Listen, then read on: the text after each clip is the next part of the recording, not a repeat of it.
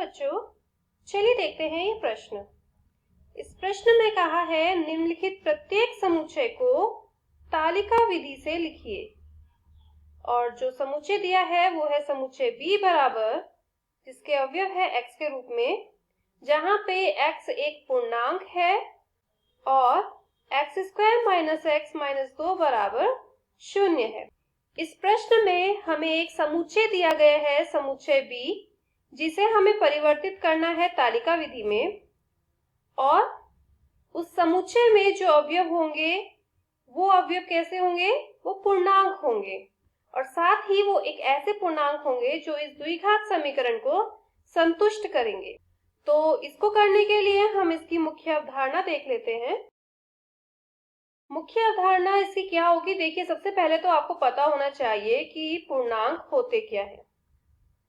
पूर्णांक और कुछ नहीं, सिर्फ एक पूर्ण संख्या होती है जो दशमलव में ना हो, जो भिन्न के रूप में ना हो। ये धनात्मक और ऋणात्मक हो सकते हैं,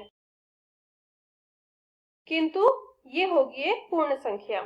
इसी के साथ हमें ये भी पता होना चाहिए कि द्विघात समीकरण क्या होती है। द्विघात समीकरण वे समीकरण होती है जिसमें चर की सबसे बड़ी घात होती है 2।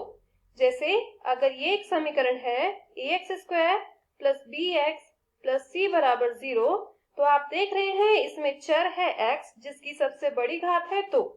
इसके अलावा x में जो भी घात आ रही है वो 2 से कम है। तो ये है एक द्विघात समीकरण। इस द्विघात समीकरण को हल करके हमें यहाँ पे x के मान मिल जाएंगे। यही x के जो मान होंगे ये पूर्णांक होने चाहिए, वो पूर्णांक यहाँ पे b के अवयव में आएंगे।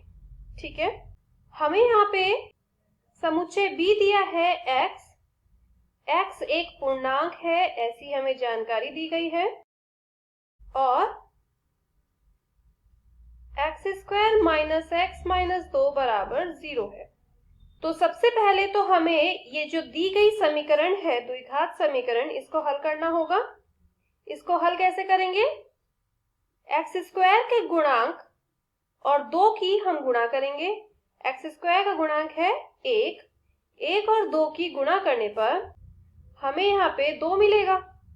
अब इस 2 के वो गुणांक हम लेंगे जिनको जोड़कर या घटाकर हमें बीच वाली संख्या मिल सके। बीच में क्या है? 1 है। तो 2 में से अगर हम 1 को घटा दें तो हमें मिलेगा 1। ठीक है, तो अब हम क्या करेंगे?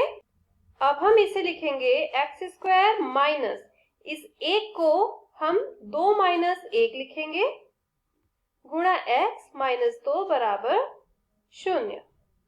अब इस x को अंदर गुणा करते हैं तो यहाँ आएगा x square minus 2x plus x minus 2 बराबर 0।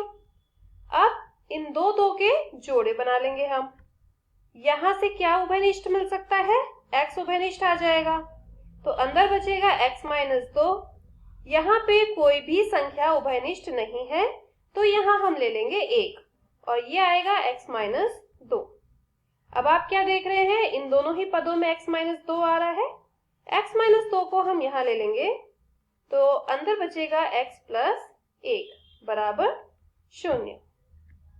तो अब हम क्या करेंगे? एक बार x माइनस 2 को बराबर 0 रखेंगे, एक बार x प्लस 1 को बराबर 0 रखेंगे।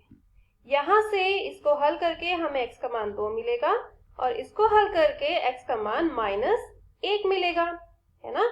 और आप क्या देख रहे हैं कि जो 2 है वो भी एक पूर्ण संख्या है और माइनस 1 भी एक पूर्ण संख्या है ना। तो ये दोनों है एक पूर्णांक और हमें इस B में वही पूर्णांक लिखने हैं जो इस समीकरण को संतुष्ट करते हैं। अतः B बराबर एक समुच्चय होगा जिसके अवयव होंगे माइनस 1 और 2। तो इस दिए गए समुच्चय का तालिका रूप क्या होगा? B बराबर माइनस 1, 2। मैं आशा करती हूँ इस मुख्य अवधारणा की मदद से आपको ये प्रश्न समझ आया होगा। धन्यवाद।